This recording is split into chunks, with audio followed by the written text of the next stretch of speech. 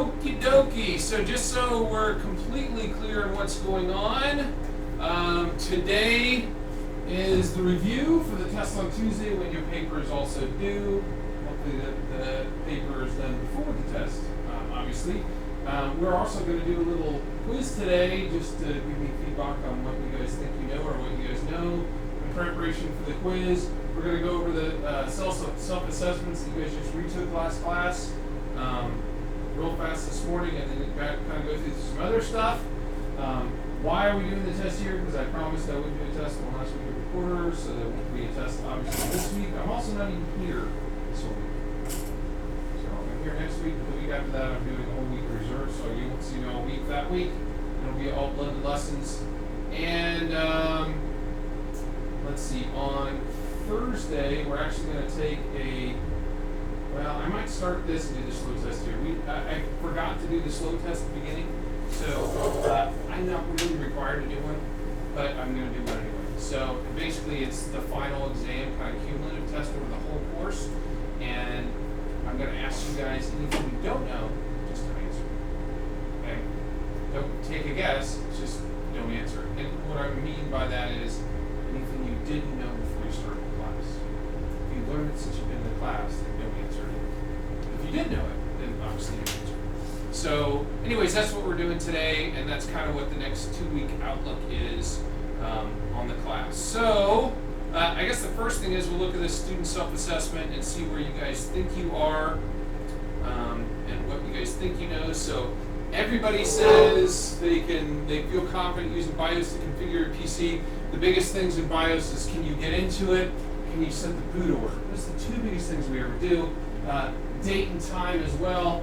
Other than that, most BIOS is plug and play, so we don't have to do anything else. When we talked and we looked at a bunch of different BIOSes while we've been in this chapter on different PCs, the point is they look completely different. There's no way for me to say this is BIOS, because depending on what computer you get into, BIOS will look different. So, can you explain what an operating system is and does? One person says they can't. Operating system is our graphical user interface, or GUI. Did I use that term before? Have I used that term with you guys? I don't know if I have or not. So it's our GUI to the system. Our graphical user interface. It's called a GUI, okay? GUI, that's what that acronym stands for. GUI is a graphical user interface. In other words, it's how we see and interact with our PC. Okay? It is the way we interact with our hardware. It is the biggest piece of software. And just so you know, we didn't always used to have a GUI. Command line, which is what we used to have when I started on PCs, all we had when I started was that. Okay, that's it. That's not a GUI. Okay? That's a command line interface. Okay, or a CLI. Which I'm not going to answer that question, but we used to only have this. Okay, so if I wanted to go and look in a different directory, I had to know I had to go CD / to switch directories, and I had to go into the one CD user, and then I had to go dir to get a directory, and then I go, I want to go to be cool, and I go cd be cool. That's the way we got around. Okay. If I wanted to edit something, I would type edit test.txt.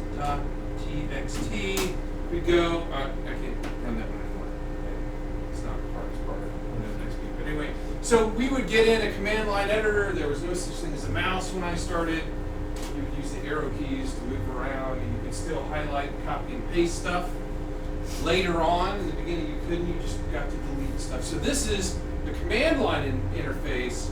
GUI is what we have now. This nice graphical user interface that lets us use a mouse and stuff. Okay. So the operating system is what gives us a GUI, which looks different on different operating systems, right? You guys are using Linux right now. It looks slightly different. The idea is the same. It gives you some kind of nice way to open software, to find my paper, to navigate through the network. It gives you a nice graphical view nice, mousy, click way to get through stuff, okay? And they are different. I am not a Mac person at all. I'm used to using Linux. I'm used to using Windows. But when I get on a Mac, I feel totally lost. I don't have a right click. Oh my gosh, you know how much that confuses me? I only have one clicky button?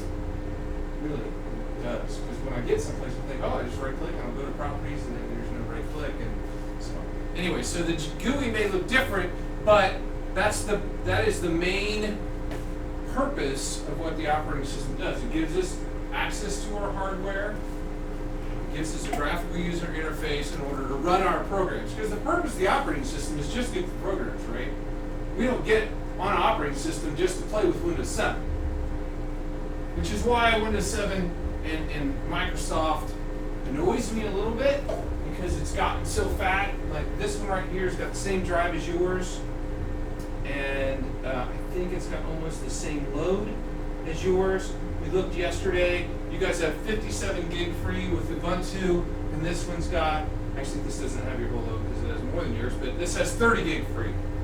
So Windows and those programs are using 27 more gig than Ubuntu does to give us very many of the same things. Okay? So since the operating system's point is let's access our hardware and find our programs, that's the point of the operating system. It gets a little bit frustrating when they get it so bloated up that it takes up my whole hard drive too. Now I'm going to buy a new hard drive. Okay. When I first got here, the hard drives on every teacher's computer was 6 gig. That's how big the hard drive was too. And that was 4 gig free, which was a lot then. It was only 10 years ago. 4 gig was a lot free. You could haul up all the papers you wanted on there. Now there was no iTunes then to download music, and so you didn't fill it up with videos and music and stuff. But papers took up a lot less space. So that's what an operating system is and does. There's 3 kind of operating systems that we talked about in class. What are those 3? Or 3 makers of operating systems. What are they? Put this in quote. Makers in quote. Okay? What's one of them that you guys get on your PCs? Microsoft, okay? And in that one article I had you guys look at, it shows what the share of the operating systems are right now. If you looked at that operating system as of September, this is the share of those operating systems right now as of this month. Okay? If you look at what Microsoft owns of the share, they've got Windows 8, Windows 7, Vista, NT, Windows XP. They don't have Linux and they don't have Mac. So if you look at that whole share of it, they've got over 85% of the share, or well over 80% of the share of operating systems is Microsoft. We'll say 80%. Okay? That's a vast majority of Microsoft operating systems. It's what businesses have gotten comfortable with using. Microsoft won the operating system war. Okay, the next one, which I just showed you, was what? Mac, okay? So I'm going to put Apple, which is really the company that makes the Mac operating system for MacBook Pros or whatever Mac, and they're called usually OS X. They have a number here. They just number theirs. They give them names and stuff too. So if we looked at this graph that we were just at, Mac has about a 10% operating system. That, we're looking at the graph. I don't know what the actual, we'll call it 10%. Looks like it's right on the line. It may be slightly off from that. So they've got about 10% of the share. Okay? Which, if you think about it, not huge in comparison. Why do you think Mac has a smaller share of the operating system? Everybody thinks Mac is awesome. I'm not saying Mac's not. I'm not cutting on Mac when I say that. Why do you think they have such a small share?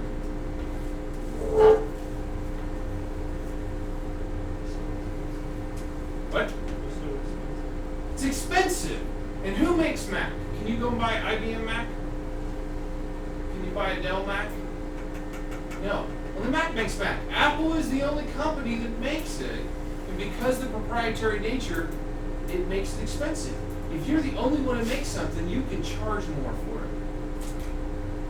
Macs in general cost about twice as much, which is a problem for companies. If I'm going to go and I want to buy a laptop for every single one of you guys, and I know I have to spend twice as much, it's a lot harder for me to swallow. And I'm not saying schools don't do it. There's a lot of schools around the country that love Mac, and so they get MacBook Pros for every single one of their students.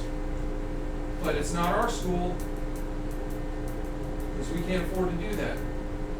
You know, the amount of money we just put in each of these, you know, the total amount of money we put in those is $100 a piece. How much we had to output, because we got the laptops obviously for free, but to buy the bags and buy the hard drives, that's how much it cost, and we had to buy some power supplies. If we had done the same level of computer new with a Mac, it would have cost us easily $1,500 to $2,000, maybe more. Okay, so there's only one company that makes Mac OS stuff, and that's Apple, which means there's the only competition is non-Apple stuff. Okay, whereas Microsoft, yeah, they got 80% of the share, but Microsoft doesn't make the PCs, right? You can buy a Dell PC, you can buy an HP, you used to be able to buy a Gateway. There's tons of makers out there that you can buy, and they all come with Microsoft OS on it. And the third one is what I would call major operating system, is the one you're looking at right now. It's what?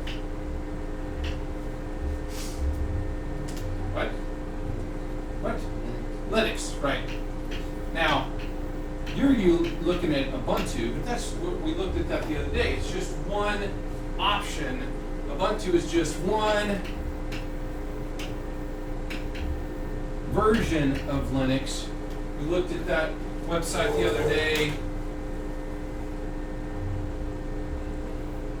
when I looked at DistroWatch, and it showed all those different distributions of Linux down the left-hand side, and it's showing the top 100 distributions, which is not to say there is only 100. It just only lists the top 100. Now, we're looking at the downloads from their links over the last 6 months. That doesn't mean they're the only. It's not the only. I can just Google Ubuntu and then they won't know. But of their links with people that come to them, you can see the top 10. When we start to drop down here, we're in the 2,000 range, and then we get down here, we're only looking at a couple hundred over that 6 month range. So there's some that are the big players that a lot of people use and a lot of people like. Some of these are versions of other ones, like Lubuntu is a version of Ubuntu. And Edubuntu, which is down here someplace, is also a version of Ubuntu that has different things packaged with it. But all those are different versions of Linux, which is, as we talked about earlier, open source. The advantage of this one, I just got mad the other day at a post on the listserv by another tech guy. It's open source.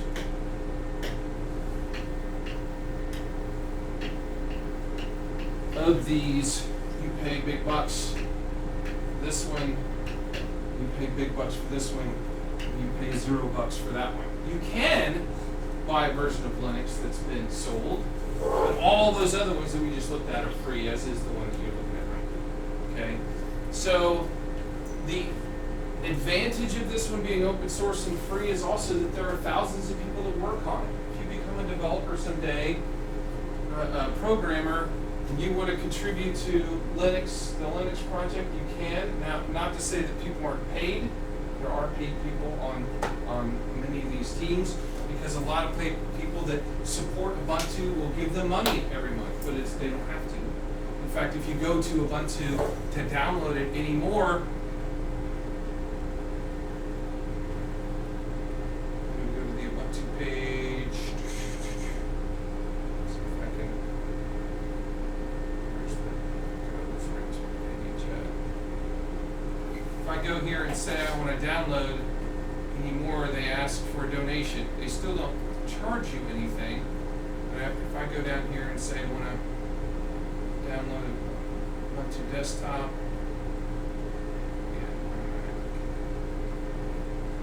it's going to ask ask me, here we go, I'm going to download it. Usually ask me, there we go.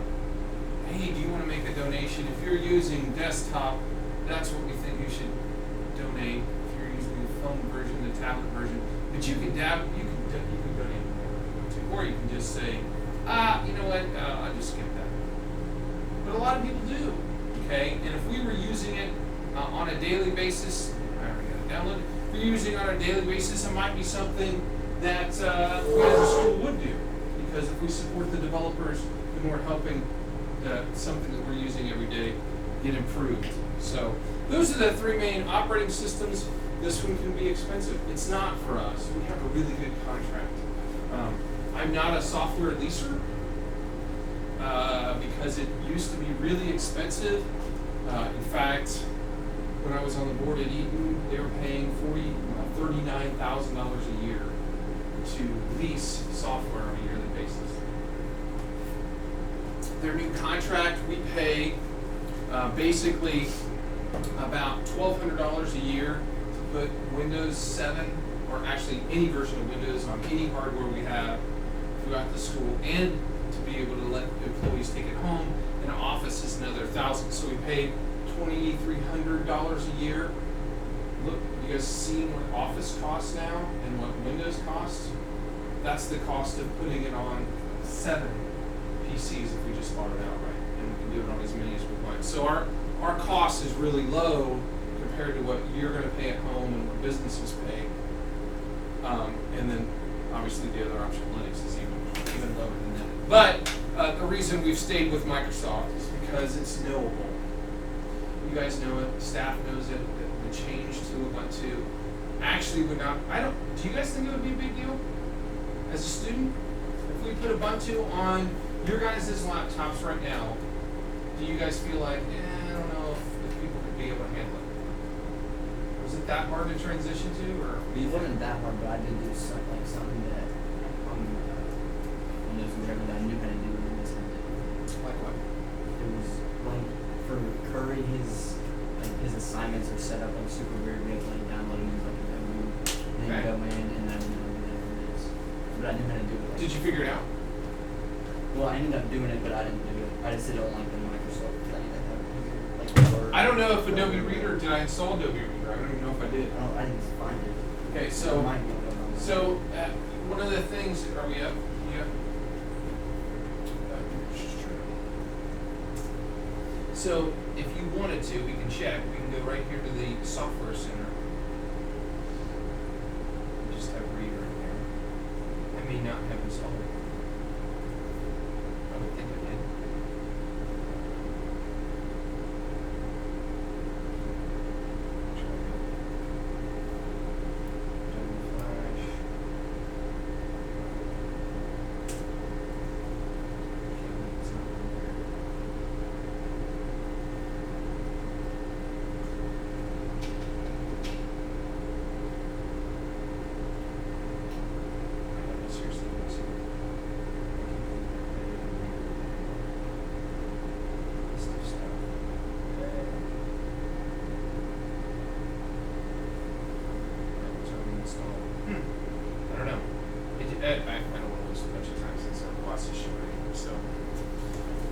Some things are different, and that may, if we had wanted to go to that, it might have taken some time, like testing it, tweaking it, making sure the load's got everything that you guys need on there. If we did go to that, I would have to have it, you guys not have administrative privileges, because people would be installing all kinds of stuff, which we already have, right? Some of you guys have already installed stuff like Brighton installed Steam. He's got a whole bunch of games on his. I'm going to take the drive away eventually, but he's having fun right now. Not necessarily a downside, except for the fact when it ends up being broken, right? And too many privileges allow it to be broken. But anyway, so those are our major operating system makers. Anybody here have any questions on that? I can. Okay. Can you explain how OS uses BIOS information / CMOS? It's really basic. When BIOS goes and finds the operating system and loads it, it hands off the information. It just tells it, hey, this is what I've got, this is what resources it's using, and then the operating system picks it up from there. That's how the operating system has like the yellow asterisk that we saw the other day when we saw Windows 7. It doesn't actually know what that is, but BIOS has said, I've got this, and then Windows tries to then load drivers for all those devices. And if it doesn't know what it is, it just puts a basic information saying, Netgear device. And the little yellow asterisk. Meaning I don't have the device driver, but I know something exists here because BIOS told me it did. Okay, so it's really this question is really basic. Has it used BIOS information? BIOS hands off when it hands off the control of the PC to the operating system. It just gives them some basic information. What does a device driver do? Device driver is software that makes hardware work. Just like when we loaded Windows and some things didn't work, when we loaded Ubuntu and some things didn't work. We know that our Wi-Fi works, but it doesn't work, right? Because it doesn't have that software or that program to make the hardware work. Device drivers are software or programs that the operating system uses to make hardware work. We're going to go through the boot sequence right now. I'm going to let you guys do a little exercise. I'm going to time you, and we're going to see who wins versus second block, okay? So you need to pick a representative to come up here and be on the board. You've been picked. Excellent. You can come on up. So what you're going to do is I'm going to time you to see how long it takes you to put the boot order and the boot process in order. You're going to write the numbers on the screen with the pen. Let me get my, you're like, what? I'm going to what? Okay, so, and we're going to have a little contest, see who wins your block or second block. Let me get my timer up here. So, basically what you're going to, I'm going to put up a new screen in just a second. Just a second. We're going to have it on the pen, and all I want you guys to do is write 1, 2, 3 next to the boot items to put them in order. Okay, so it's a shout out. You guys can talk as much as you want to help him put the items in order. Okay, so this screen is all locked. You just have to figure out which is first through which is last, because you might see these exact items on a test, say on Tuesday. Okay, you understand what you're doing? Okay, so I'm going to go ahead. I'm going to start my timer. As soon as I hit next, I'm going to hit next and then pick the pen for you and hand you the pen. Is everybody ready to watch? So you're going to get this exact question on the test, or pretty close to it, okay? Here we go. You ready? Oh, you're already on a pen. There you go. So you have to figure out what order the boot process goes in.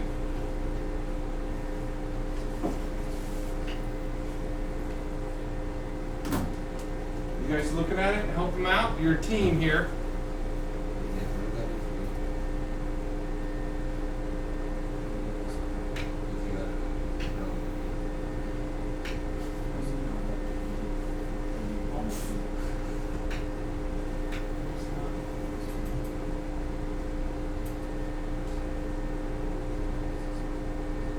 You guys are allowed to talk to him. Don't just leave him hanging there.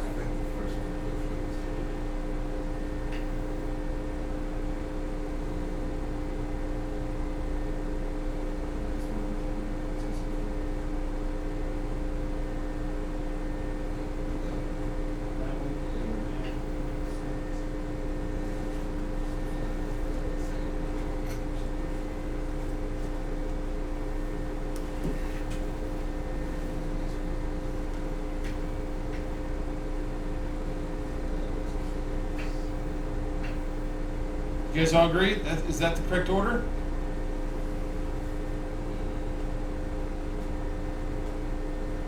Two of the items are out of order. I'm not going to tell you which two. I'll tell you when it's right, though.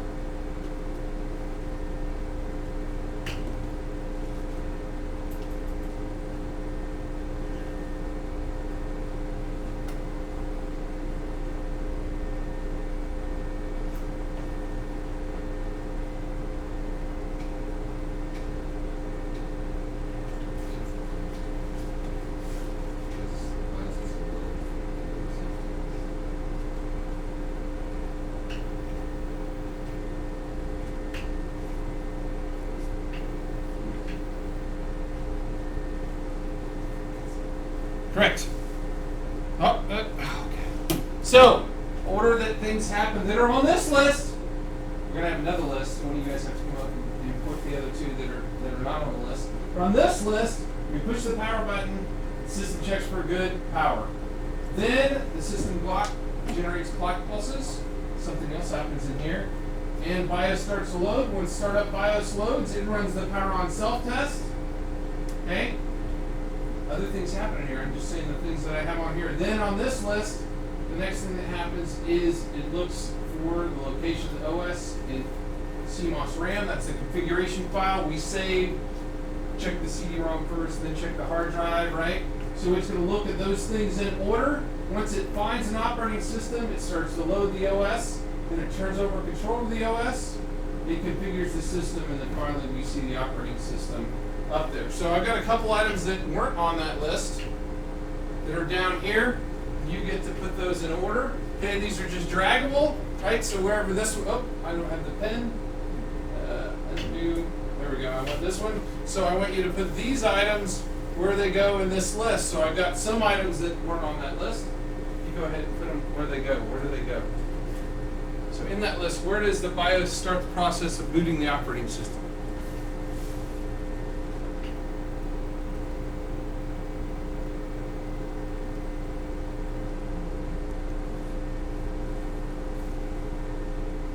What do you guys think? I think it boots the operating system before it knows where it is. No, I put it below control over before.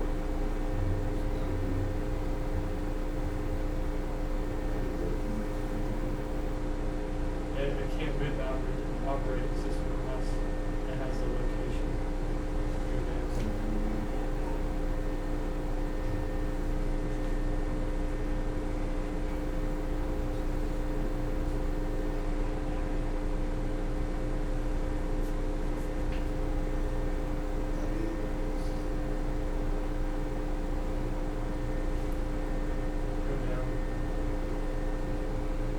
You may have to slide it to the side, but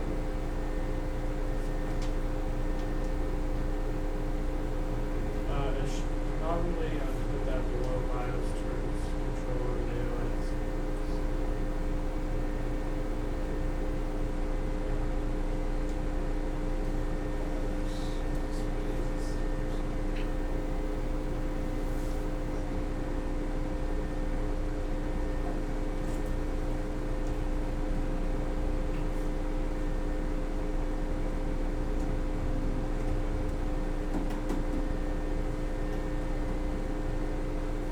by the way, this list is what I was looking for in your paper. The other people who got a 20 and a 20 had this whole list on their paper at some point. Didn't have to be listed as a list, but these are the items that I was looking for off of the articles that I had you guys read. And not all the information was in one article. That's why you got more than one article to read. So when does it display the startup screen?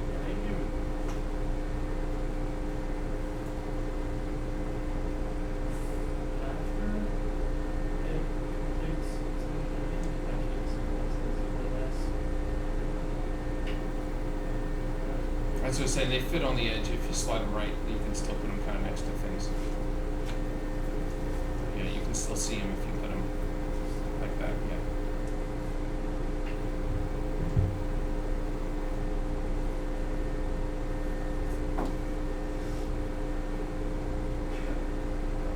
Okay, so I'm going to agree with the BIOS starts the process of booting the operating system. That is between those two steps. But when does it detect and configure the plug-and-play devices? Would that be before it hands off control of the operating system or after it hands off control of the operating system? Okay. I will agree with you that because once it's handed off control, it's not really doing anything. It's handed over the PC to the OS at that point. And do we see the plug-and-play devices before we see the startup screen or after we see the startup screen? Okay. So where do you think it displays the startup screen?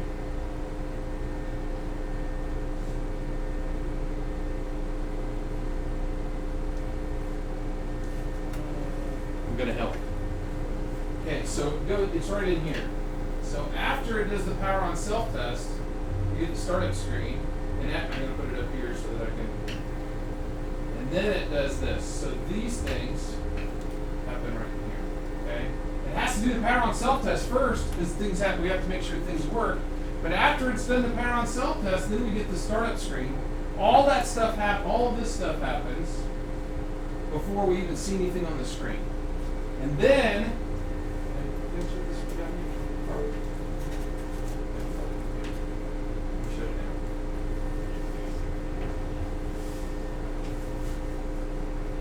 and now it's going to do all these. Okay, so is this one on? I don't know where you're going to be able to see this.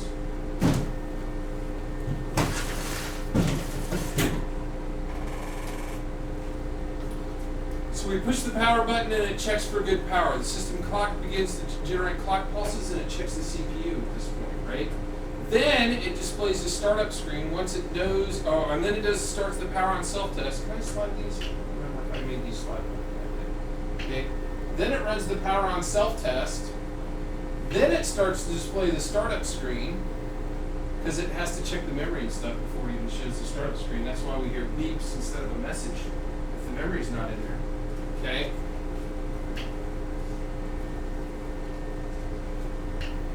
Slide.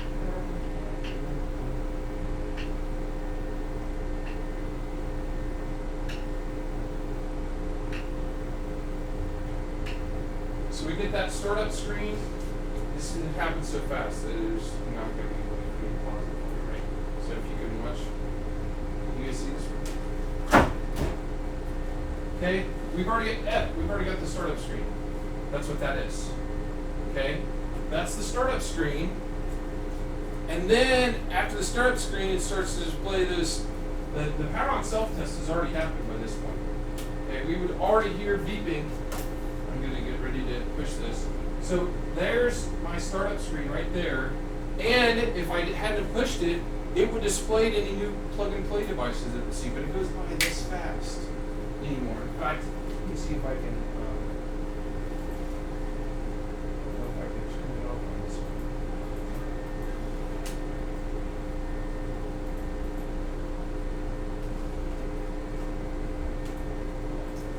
Turn off fast boot.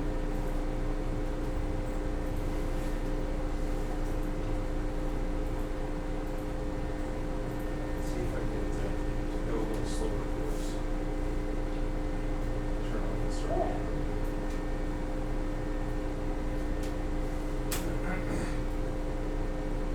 So we're already at the BIOS loading, right?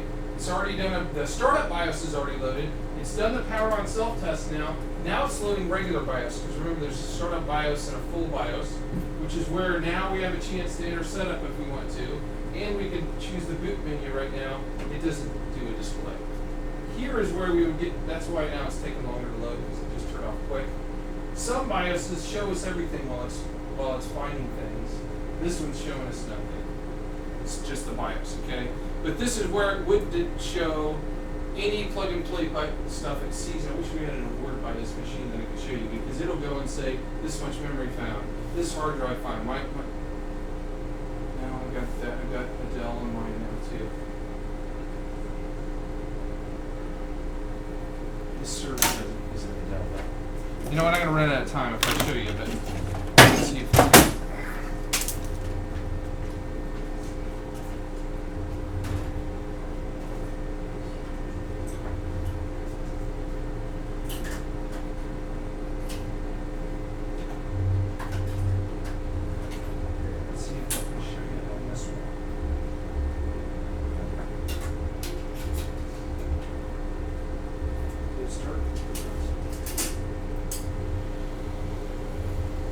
The Dell one's hiding everything during the boot process, so it's not showing us all the devices that come up.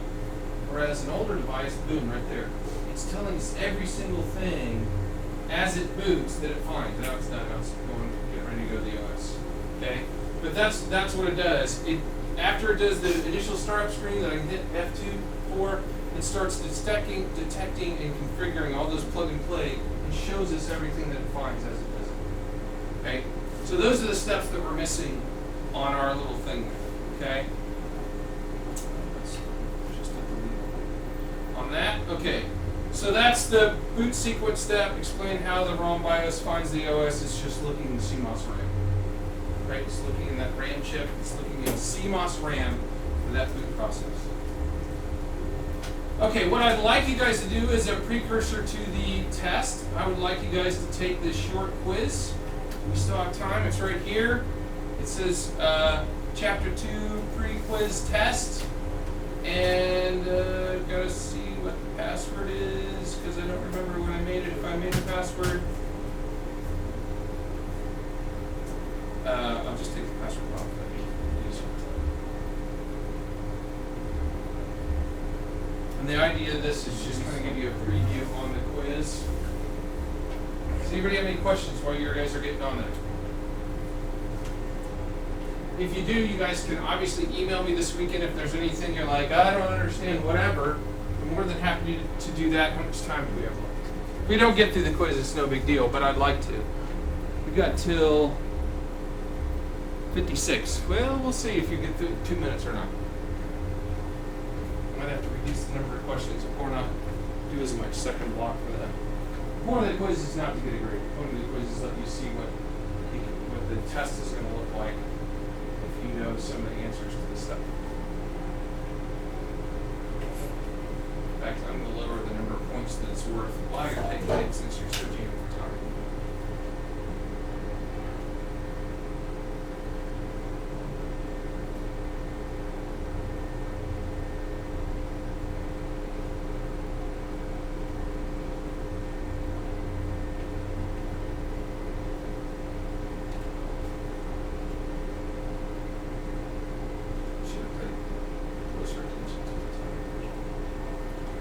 So again, that point of this is just to let you see what the questions are going to look like, and see if you guys have any questions after taking the quiz.